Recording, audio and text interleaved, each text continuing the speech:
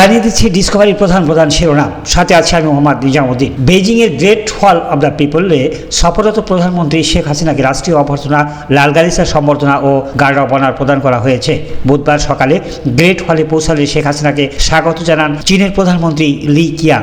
শুভেচ্ছা বিনিময় এবং দুই দেশের প্রতিনিধিদের সঙ্গে পরিচয় পর্বের পর সফররত বাংলাদেশের প্রধানমন্ত্রী শেখ হাসিনাকে নিয়ে অভিবাদন মঞ্চে যান চীনের প্রধানমন্ত্রী লি কিয়াং।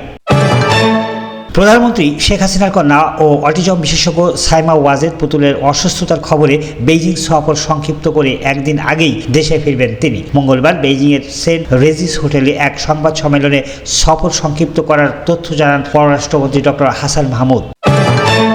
অ্যাডভোকেট জাহাঙ্গীর কবির নানক শুধু এমপি, মন্ত্রী অথবা বাংলাদেশ আওয়ামী লীগের প্রেসিডিয়াম সদস্যই নন, তিনি একজন বীর মুক্তিযোদ্ধাও বটে। তিনি আমাদের অভিভাবক। চিকিৎসাজনিত কারণে তিনি এখন ভারতে আছেন। আপনারা তার জন্য দোয়া করবেন, তিনি যেন দ্রুত সুস্থ হয়ে আমাদের মাঝে ফিরে আসেন। গতকাল বাদ মাগরিব শ্যামলী হাউজিং বাইতুল নূর জামে মসজিদে মুসল্লিদের উদ্দেশ্য করে এসব কথা বলেন Bangladesh labour party chairman Sekandar Ali Moni. Awami লীগকে যদি চিনতে হয় তাহলে সবার আগে বঙ্গবন্ধুকে চিনতে হবে, জানতে হবে। আর বঙ্গবন্ধুকে জানতে গেলেই আওয়ামী লীগকে চেনা হবে। এর মধ্যে দিয়ে 1971 সালের মহান মুক্তিযুদ্ধকেও জানা যাবে।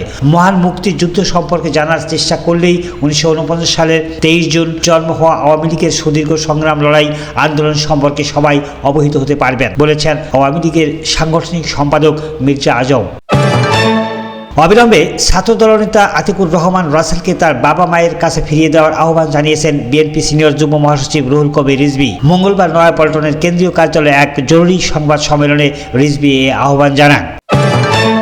তথ্য ও সম্প্রচার প্রতিমন্ত্রী মোহাম্মদ আলী আরাফাত বলেছেন, প্রস্তাবিত গণমাধ্যম কর্মী আইন এ ইলেকট্রনিক, প্রিন্ট ও অনলাইন গণমাধ্যম সহ সব গণমাধ্যমকে অন্তর্ভুক্ত করা হবে। এটি হবে গণমাধ্যমের একটি সার্বজনীন আইন। তিনি বলেন, এ আইনে গণমাধ্যমে সংশ্লিষ্ট সবাই চাকরির সুরক্ষা পাবেন। সরকারি চাকরিতে কোটা সংস্কারের দাবিতে আন্দোলন করা শিক্ষার্থীরা এবার দিনব্যাপী বৃহত্তর কর্মসূচি নিয়ে মাঠে নামছে। বুধবার সকাল 10টা থেকে সূর্যাস্ত পর্যন্ত সারা দেশে ব্লকেট করবেন আন্দোলনকারীরা।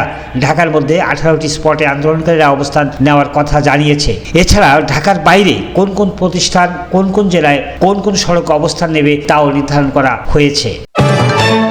চলতি বছর হজ পালন শেষে এখন পর্যন্ত দেশে ফিরেছেন 61,075 জন হাজি। এবার হজ পালন করতে সৌদি আরব গিয়ে 30টি বাংলাদেশের মৃত্যু হয়েছে। তাদের মধ্যে 50 জন পুরুষ এবং 13 জন নারী।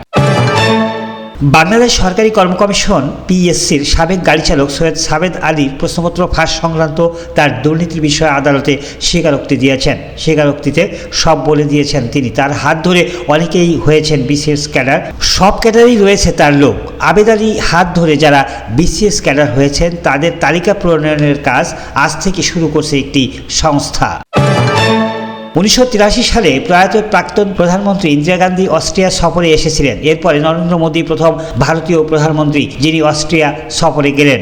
আজ অস্ট্রিয়ার প্রেসিডেন্ট আলেকজান্ডার ভ্যান ডের বেলের সঙ্গে সাক্ষাৎ করবেন প্রধানমন্ত্রী মোদী। নোবেল বিজয়ী অর্থনীতিবিদ ডক্টর মোহাম্মদ ইউনূসের বিচারিক কর্মকাণ্ডের বিষয়টিও আবারও যুক্তরাষ্ট্রের পররাষ্ট্র দপ্তরের ব্রিফিংয়ে উঠে এসেছে। দেশটি বলেছে, আমরা ডক্টর ইউনূসের বিরুদ্ধে মামলার অগ্রগতি নিবিড়ভাবে পর্যবেক্ষণ করছি। মঙ্গলবার নিয়মিত ব্রিফিংয়ের এক সাংবাদিকদের প্রশ্নের জবাবে এসব কথা বলেন মার্কিন পররাষ্ট্র দপ্তরের মুখপাত্র মিলার। কার্ড ও ইনজুরির কারণে দলের গুরুত্বপূর্ণ কয়েকজন খেলোয়াড় নেই। স্পেনকে ফাইনালে নিতে আয়োজন ছিল নতুনদের জাদুকরী পারফরমেন্স। আর এই পারফরমেন্স করলেন টুর্নামেন্ট জুড়ে জাদুকরী ফুটবল খেলোয়াড় 16 বছর বয়সী ইয়ামাল। মেসি আলভারেজের গোলে কানাডাকে উড়িয়ে কোপা আমেরিকার ফাইনালে আবারও আর্জেন্টিনা। ধন্যবাদ সবাইকে সাথে থাকার জন্য।